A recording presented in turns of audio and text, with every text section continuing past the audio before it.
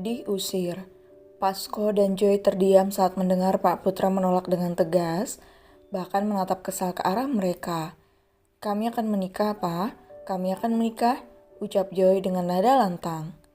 "Joy, beraninya kau berbicara meninggi pada Papa?" Pak Putra marah besar. Cindy istrinya tak bisa apa-apa. Dia hanya bisa diam tanpa ikut campur. Suaminya memang orang yang sangat keras kepala. "Katakan alasan logisnya, Pak. Kenapa Papa nggak setuju?" Joy menurunkan nada suaranya. Dalam situasi ini, Pasko masih tetap diam dan memperhatikan. "Alasannya mudah, kau sudah dijodohkan," ucap Pak Putra dengan cuek sambil bersandar di kursinya. Dek, Pasko dan Joy sama-sama terkejut bukan main mendengar hal itu. Joy sendiri tidak tahu kalau dia akan dijodohkan. Bagaimana papanya bisa mengatakan hal seperti itu ketika Joy membawa kekasihnya ke rumah?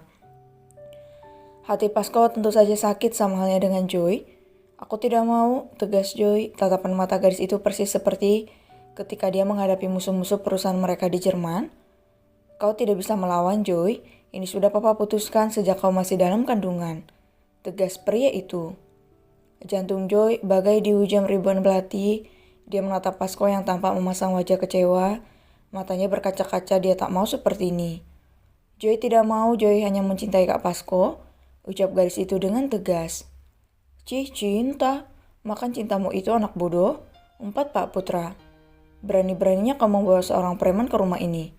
Aku tak sudi memiliki menantu tanpa masa depan seperti dia. Pokoknya kau sudah dijodohkan dan kau akan segera menikah dengan orang yang Papa jodohkan. Mereka akan datang nanti malam," ucap Pak Putra dengan tegas. Tidak ada penolakan, tambahnya sambil menekankan kata-katanya. "Joy gak mau, Pak. Joy gak mau," ucap gadis itu. Dia menggenggam tangan Pasko dengan erat. Bisa Pasko rasakan kalau tangan kekasihnya gemetar. "Om, kami saling mencintai. Saya memang tidak sehebat yang Om katakan. Tapi saya berjanji akan menjaga Joy." Kali ini Pasko berbicara. "Diam kau." Pak Putra menatap tajam ke arah Pasko. Seketika wajah Pasko menjadi datar membuat Pak Putra terdiam dan merasa aneh. Sorot mata itu, batin Pak Putra yang terdiam. "Kami akan menikah, Pak, dan gak ada yang bisa menghalangi Joy," teriak gadis itu. "Tidak boleh, aku tidak merestui kalian. Kau mau menikah dengan pria tanpa masa depan ini? Mau jadi apa rumah tangga kalian, Joy? Hah?" Pak Putra semakin kesal. Joy mengeraskan rahangnya, papanya memang sangat sulit ditaklukkan. Joy hamil, Pak." Dek, mereka semua terbelalak mendengar ucapan gadis itu. Bahkan Pasko tak menyangka kalau Joy akan mengatakan hal itu. "Plak, Joy," teriak Pasko dan Cindy bersamaan. Satu tamparan telak mendarat di wajah gadis itu membuatnya terhuyung ke belakang. Untung Pasko segera menangkap tubuh gadis itu. "Anak jalan kau," pekik Pak Putra dengan kemarahan yang berapi-api di matanya.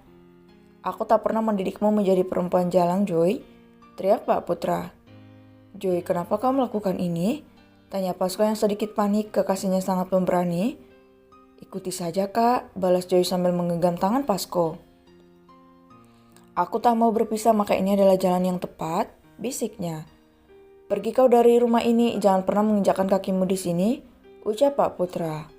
"Om, ini tidak seperti yang ada di pikiran Om," ucap Pasko. Dia tentu tak mau merusak hubungan ayah dan anak itu. Akhirnya kau mengusirku kan, Pak? Mendidikku? Bukannya yang Papa pikirkan selama ini adalah uang yang kuhasilkan? Apa Papa pernah sekali saja mengikuti kegiatan pentingku? Cuma Mama, Pak?"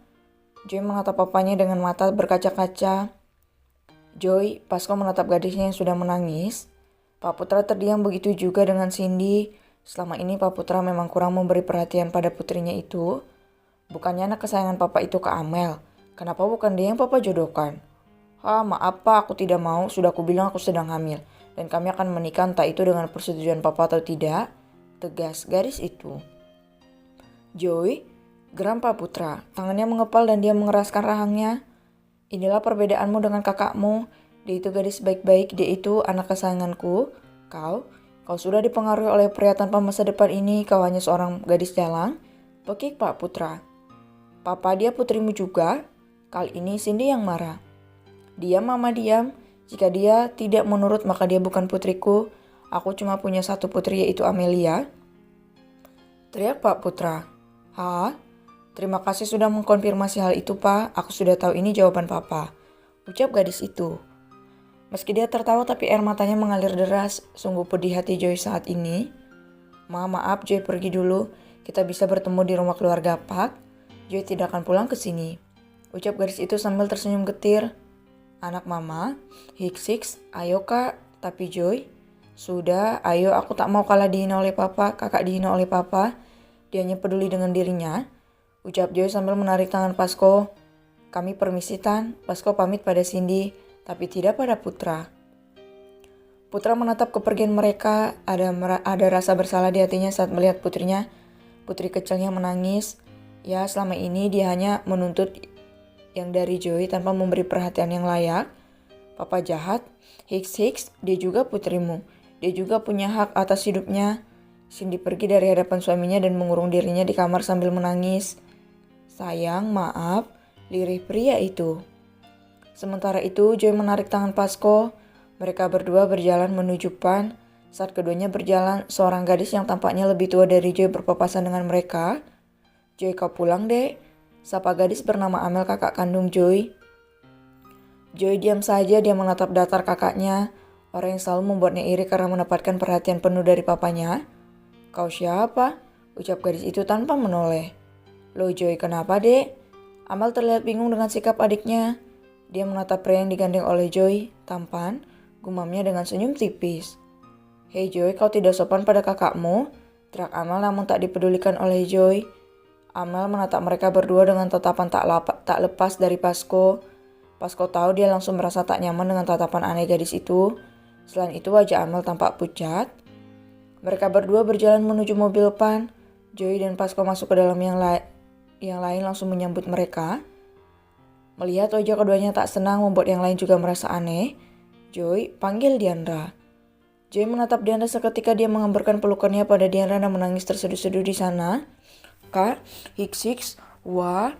Joy menangis terseduh-seduh. Joel, Otnel, dan David sampai terkejut. Mereka menatap Pasko yang juga tampak murung. Ada apa ini kak? Tanya Diandra sembari membalas pelukan Joy. Dia bisa merasakan kegetiran dari tangan gadis itu. Kami diusir, ucap Pasko dengan suara lirih sambil memandang kekasihnya yang menangis dalam pelukan Diandra. Apa? Mereka semua terkejut bukan main dengan hal itu.